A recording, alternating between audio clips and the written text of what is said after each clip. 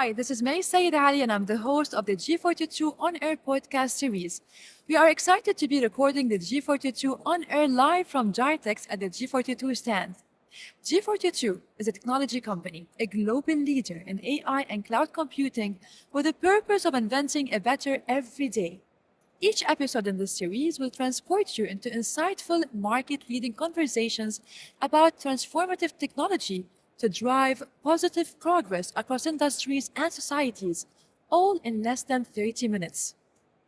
With me today is Dr. Wael Elamin, a consultant physician with a passion for environmental issues. He is a medical director working at G42, helping develop state-of-the-art wastewater surveillance laboratory to help better understand and prevent risks to the population. We will talk about how can environmental science's future proof against healthcare disasters. Hello, Dr. Wael. How are you today? Very well. Nice meeting you again, May. How are you? I know it's great seeing you. Dr. Wael, this topic is quite unique and it's close to my heart because I am very much interested in the well-being, and you're definitely a doctor. It comes to healthcare, and you are the medical director, environmental science at G42 Healthcare. So there's so much to talk about today. We'll make sure that it's an interesting talk today as much as we can. It will be. But first, before we dig deeper into our topic, can you tell me more about what do you do at G42 Healthcare? So G42 Healthcare is an interesting organization that I joined relatively recently, a year and a half, mostly keen in the betterment of humanity. And that includes human health and everything else that surrounds it. We've realized that to take care of people and their health, we have to consider where they live, what they eat, what they do, as part of a holistic sort of approach. So we're not only looking at your health as an individual, we're also trying to look at the health of the population and the health of the surroundings that we have around us. And this is where I sort of sit in that sort of interaction. That's quite interesting. It certainly So is. it's basically, we talk about the entire population of a country or of a city, and you would be able to know what to do next. Is this how it works? So yes, when you think about health and the determinants of health, from both an individual and a public health, is the betterment of the whole leads to the betterment of the individual. And for policymakers, they've known this for many years. That's why you have public health departments, and any of the big campaigns like vaccination would involve predominantly let's call it a zoomed out look, not an individual. We want to combine both, whereby we look at the individual and we try and improve that health. In addition, it's looking at the general population health. And over the last 3,000 years, if you look and consider what is it that made us live longer, you'd find a lot of it is about how we change our environment, how we change how we live, where we live, what we eat, how we eat, much more than a lot of the individual sort of focused approaches. Would you say, Dr. Wael, that you eat healthy? Are you a healthy person? It's the definition of healthy is quite relative, and it's who do you compare to? If I'm compared to you, I probably wouldn't be that healthy. Oh, you don't know. I love chocolate. So do I. So I consider myself aware of the importance of health and the importance of what I eat, but I wouldn't be on the extreme level. So I eat nearly almost anything that is presented to me. In a balanced way, I would say, right? Yeah, in an okay way. So it depends on what mood I'm in. Okay, today's topic is quite interesting. And I was doing some research about it just before our podcast. And I've learned a couple of things, but I'm really interested to tell the audience and to know more from you. It's not something new. It's been there for ages. And this is about the wastewater surveillance. Yeah.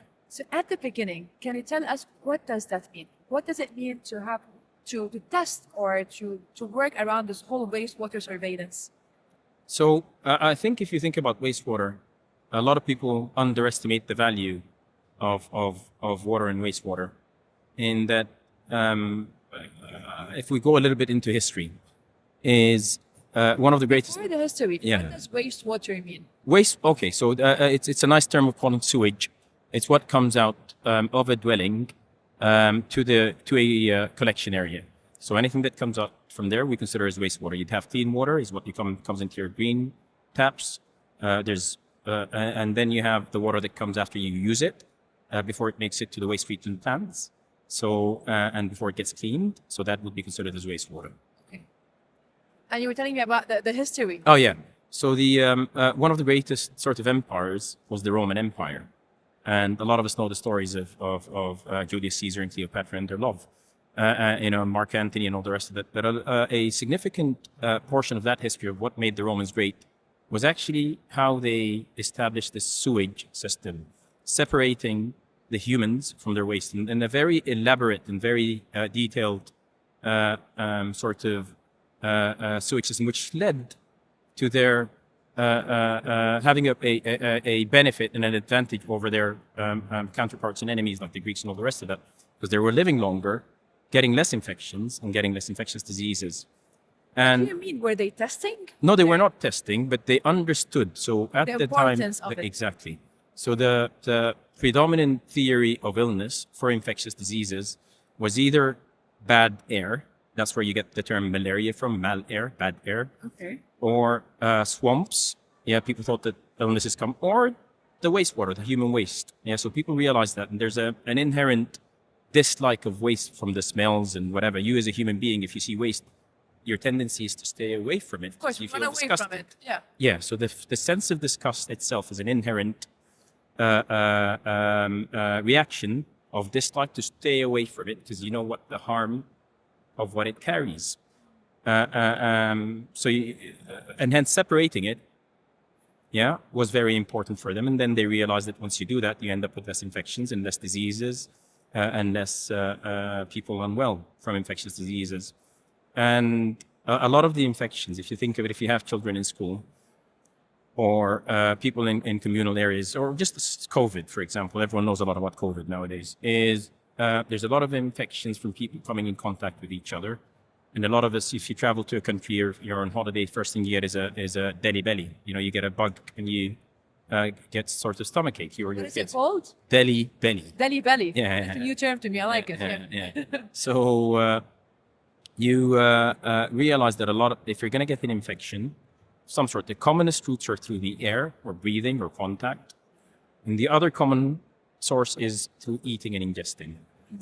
But if you think of it, all of these are molecules that you'd be having, and all molecules get excreted and they leave the body. They have to leave the body in one form or another. And that's why if you go to your doctor, they're testing you from some sort of infection or anything. They take samples from you, Yes. whether from the bowel or a stool sample or a urine sample. So all of how your body deals with these, if you think of infectious agents as molecules, as it breaks them down, and if it breaks them down, it has to get rid of them. If it gets rid of them, they're going to end up somewhere. Yeah, and a somewhere is usually the toilet. Yeah, you're going to flush it. So in the early 19th century, there's a famous person called Jon Snow, and it's not the Jon Snow from not Lord of the Rings, the other one, the Game of Thrones. It's not that Jon Snow. Are you sure? Okay. I'm 100% because it's misspelled actually. That one is a Jon and the other one is a John. Okay. But they're both Snows, who was a fantastic physician and from the UK, based in London. At the time, there was a cholera outbreak in London, and people were dying of cholera. And he went on to realize that the infections related to water pumps. It's called the Broad Street pump, actually. There's the Broad Street pump, and there's another Broad Street sort of famous for serial killers, I think. But anyway, so Broad Street pump. What he did was he traced the infection to a particular water pump, whereby people were taking the infection. So that was a beautiful sort of articulated methodology whereby you catch a disease, and that's where the whole science of identifying infectious diseases. There's some before that, of course, but that was a key point. When you talk to people, they will wonder, like, why are we doing water surveillance? But when we need to, we can go to the doctor and do the stool test or whatever test required. But when we tell people in the public that this is extremely important, does it prevent pandemics, for example? I mean, first of all, can you tell me how is it done? And can you share the importance of it and what could it prevent of for the future? Okay, so most countries have always been looking at markers in wastewater of one form or another, particularly infectious diseases, as a way whereby you can't go and sample each and every single human being. It's very difficult. And a lot of these illnesses are carried by humans without causing symptoms to the majority. Yeah. But if you have it, then a small proportion, which could get bigger, will get the disease. So what you want is a warning system whereby you can identify something in carriers who are not necessarily presented to hospitals anyway. Yeah. So there is a surveillance within hospitals. There's always, each country has a national surveillance program whereby if a human being comes in with certain symptoms, they have to report them. They have to be reported, you know? Yeah. But if you want to keep an eye on those who don't show up, there isn't a mechanism apart from, either forcing them to give you samples every single day, and you're not, it's too costly, or identifying a means whereby you can have these samples without being too intrusive, and whereby you get signals that could initiate preventive programs and measures whereby you can prevent this from spreading.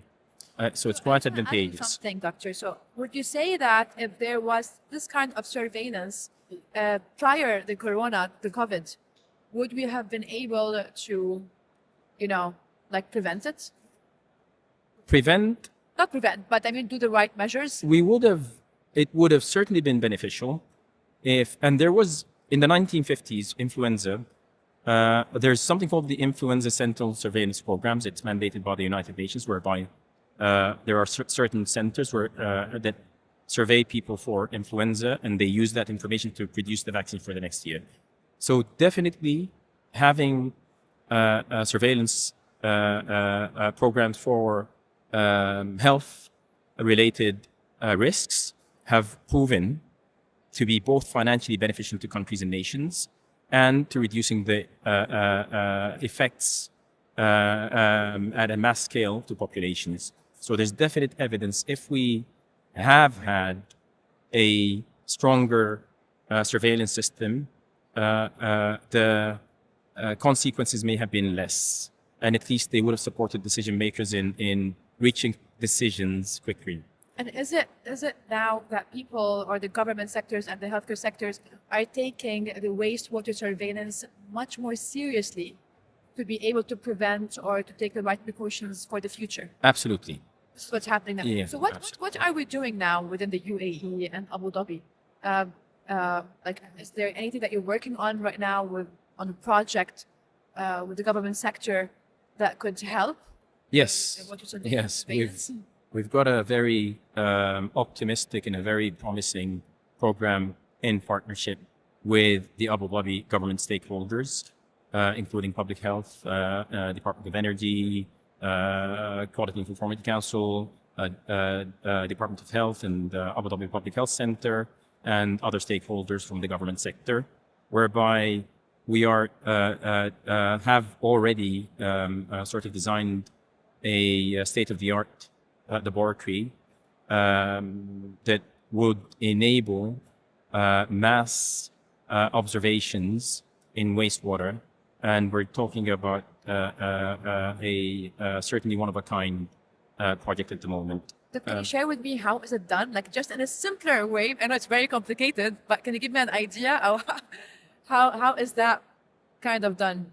Okay, so the project involves a lot of stakeholders and a lot of support from them, to be honest, and it's involves a lot of processes whereby we are trying to identify all the known knowns, i.e. the risks that we already know about that could cause harm to humans, and the unknown unknowns. So sometimes you just find stuff that you don't know what it is, to be honest, and you want to see what the trend of that is. On top of that, we're hoping to even further look into that by trying to look at interactions between things and molecules. Because if you think of it, for example, at the moment, there's a lot of talk of antibiotic resistance in superbugs. Yeah. and superbugs are in the in the wastewater community. But what causes bugs to become resistant? Is it a molecule? Is it the fact that we're using a lot of domestos, or here they call it chlorols, or the equivalent of hypochlorite, so chlorine based? Is it because we're using a lot of detergents?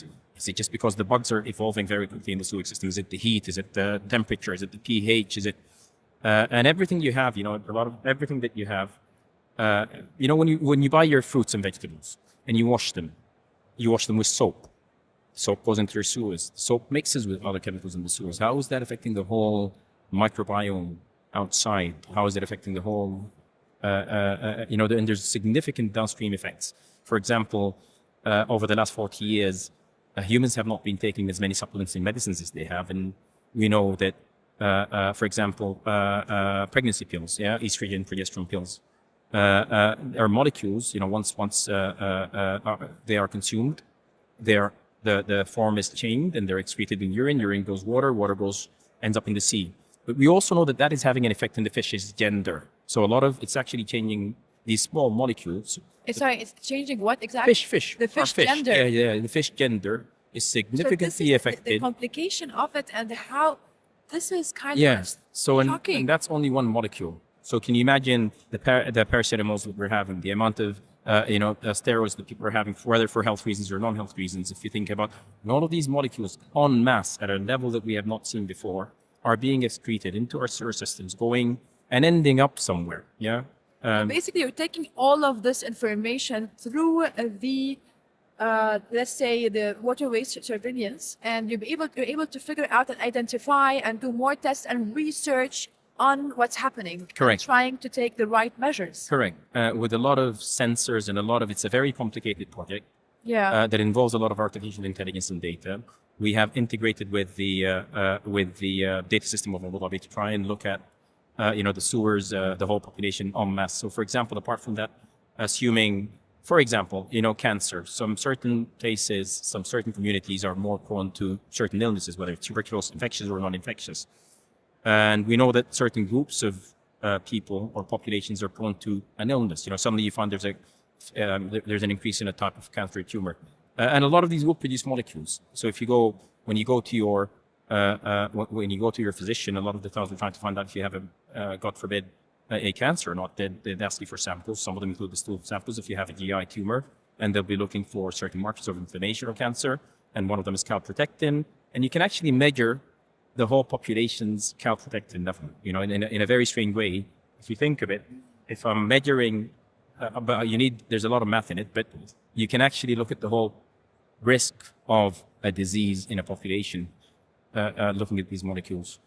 So the whole wastewater surveillance is an extremely important requirements for the entire nation to make a difference in our societies, and it should be taken seriously by each and every country worldwide. It's a new tool in our arsenal. We're at the beginning of all of this. A lot of people talk about the microbiome and the importance of the microbiome to the human health. We have to remember that, and the way we look at this is we are all interconnected with our environment. Think of the human as an individual and a group of cells. Yeah. The human is a group of cells that speak to each other. Your brain cells speak to your muscle cells, speak to your heart cells, speak to your kidney cells, speak to your liver cells. So it's a group of organs speaking to each other. Yeah, so you start from the cells, you go to the organs, and then and it's the same about our environment. So a lot of humans contribute to a human society, which ends up as everyone living in that society. So if you're trying to measure the individual health of a cell, is what we're trying to do now with cellular and nanomedicine, is we can look at the same for our population and planets. That includes humans, that includes our animals, that includes our agriculture, plants, whatever it is. We're all interacted together. But do you believe that other than the involvement of the healthcare stakeholders, or the importance for the public to understand the importance of the wastewater surveillance, so they can be more accepting of the whole entire requirements for it, or do we require to educate the general public on that? I think the general public contribution to all of this is always important, like anything else. Any public health intervention, always the first word of it is public. So the public are the most important players, and they're the most important contributors. Do they need to do anything? Does it involve their contribution in any shape or form, probably looking for them to champion it and learn a lot more from it and add to it. There's a lot of these programs depend on user input as well. The next stage would be if we can get volunteers to help support our approach and methods, because there's a lot of smarter people all around us, and it would be useful to leverage that sort of common learning and knowledge. But the program itself is a completely non-invasive program. It's one that involves and continuing to, I don't like the word surveillance, although people use it a lot, but trying to understand the health of our nation indirectly, and try and prevent harm from happening in the future. Dr. Wael, I've learned so much, and I'm sure our audience also have learned a lot about this topic.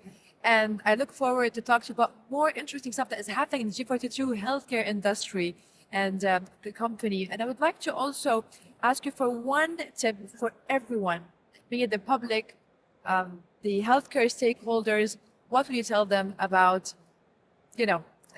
the waste water surveillance and the importance of it? I think we need to look at our planet as a whole, and we need to understand that we are responsible for the well-being of our planet, in terms of we need to advocate for the culture of what is currently being marketed as the green sort of movement, in terms of ensuring that we pollute less, utilize and consume less, as the effects directly affect us. So the first people to get in harm with that. So, the fact that in Abu Dhabi they've reduced the use of plastic bags and made it mandatory to recycle. The fact that our energy consumption, in terms of and the pollution that comes out of it, ensuring that we think about less polluting methods of commuting, are all important for us to ensure that we have a continuum of our race and not causing harm, and ensuring that our own children and grandchildren still happen to enjoy a greener, nicer sort of planet. That's beautiful. Well, Dr. Wael, it's such a great. I had such a great talk with you. I've learned so much. Thank you. And I never knew the importance of this kind of requirement when it comes to the wastewater surveillance and how it can impact our world, our health, the generations, and the kind of diseases and prevention that we can do about it. So I look forward to talk to you in the future to know more about what's happening in the UAE and Abu Dhabi specifically, and maybe you will discover, I wouldn't say new viruses, but new methods to, let's say, heal viruses and diseases and other things through this method. It's quite interesting that you say that, but a lot of people don't know that antibiotics come from the environment. So the first antibiotic was penicillin, and it's a mold. It comes from a molecule from a fungus. 90% of the antibiotics we consume are molecules that are produced by organisms that we have found in the environment. And one of the most important things that we're looking at now are something called phages, which are viruses that kill bacteria, which are in abundance in wastewater. In abundance. So finding a cure for infections that are becoming difficult. At the moment, there's a race to identify these phages that are being repurposed for healthcare. They've been doing a lot of that work in Georgia for many years now. But it's a definite. So it's not only waste. Even the antibiotics you use have a lot to do from the environment. Wow. I think I had a crash course today on the healthcare industry. Thank you once again, Dr. Wael. I appreciate your time. I look forward to seeing you in the future episodes. Thank you very much, mate. It's, as always, nice meeting you as well. Hoping to meet you again soon as well. I look forward to it. Yes, thank you. That brings us to the end of the show. We hope today's session helps you understand how technology can be used to prevent environmental issues. Thanks for listening to G42 on Air. If you enjoy our show, please rate and review us on Apple Podcasts and Spotify. And be sure to come back next time. Until then, this is May Sayed Ali signing off from Jitex.